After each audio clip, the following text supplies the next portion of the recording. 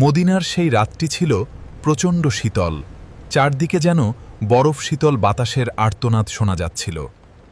উফ, এই শীতে শরীর আর চলছে না, পেটে এক দানা দানাও নেই। কেউ কি নেই সাহায্য করার? হে শেখ, আমি এক নিঃস্ব মুসাফির। আজ রাতে আমাকে একটু খাবার আর আশ্রয় কি দেওয়া যাবে?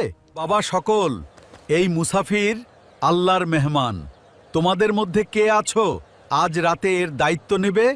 শেখ, আমি এই সুযোগ হারাতে চাই না। এই মুসাফির আজ আমার ঘরের মেহমান হবেন। আসুন চাচা, আমার ঘর খুব কাছেই। আল্লাহ আমাদের ভাগ্যে আজ বড় নেয়ামত রেখেছেন। উম্মে সুলাইম,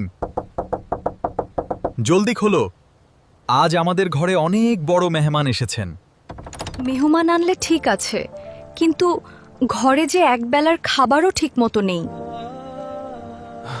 বাচ্চাদের জন্য রাখা এই সামান্য জব ছাড়া আর কিছুই নেই। এখন আমরা কি খাওয়াবো? চিন্তা করো না, বাচ্চাদের বুঝিয়ে ঘুম পাড়িয়ে দাও, মেহমান যেন কষ্ট না পায়। ঘুমিয়ে পড়ো কলিজার টুকরারা, সকালে আমরা সবাই মিলে মজার খাবার খাবো ইনশাআল্লাহ। চাচা, আপনি বসুন, আমি খাবার নিয়ে আসছি। প্রদীপটা মনে হয় তেল ফুরিয়ে আসছে। তোমাদের এই ঋণ আমি শোধ করতে পারবো না। আল্লাহ তোমাদের ঘরে বরকত দিন। উম্মে সুলাইম, আলোটা ঠিক করো। চাচা, আপনি শুরু করুন, আমরাও সাথে আছি। হায় আল্লাহ, প্রদীপটা নিভেই গেল। আপনারা খাওয়া থামাবেন না, আমি তেল খুঁজছি। মাশাআল্লাহ, রুটিটা বেশ চমৎকার হয়েছে।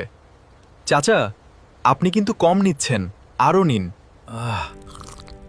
কতদিন পর পেট ভরে খেলাম, তোমরা কেন খাচ্ছ না? তোমরাও তো খাও। আমরা অনেক খেয়েছি চাচা, আপনি তৃপ্তি পাচ্ছেন দেখে আমাদের পেট ভরে গেছে। বিদায় হে উদার পরিবার, আজ আমি শুধু খাবার নয়, ভালোবাসা নিয়েও ফিরছি। শেখ, আলহামদুলিল্লাহ, আল্লাহর মেহমান তৃপ্তি সহকারে খেয়েছেন এবং আমাদের দোয়া দিয়েছেন। আবু তালহা, তুমি জানো না, তোমাদের এই ত্যাগের খবর আসমান পর্যন্ত পৌঁছে গেছে। হে আল্লাহ, আমার এই সামান্য কাজ তুমি কবুল করেছ। আমি তো তোমার এক নগণ্য বান্দা। নিজে অভুক্ত থেকে অন্যকে খাওয়ানোর এই বিরল দৃষ্টান্ত মহান আল্লাহকে খুশি করে দিয়েছে। পরোপকারী হল ইসলামের প্রাণ। মানুষের সেবা করলেই স্রষ্টাকে পাওয়া যায়। আসুন, আমরাও স্বার্থপরতা ভুলে মানুষের সেবায় হাত বাড়িয়ে দেই।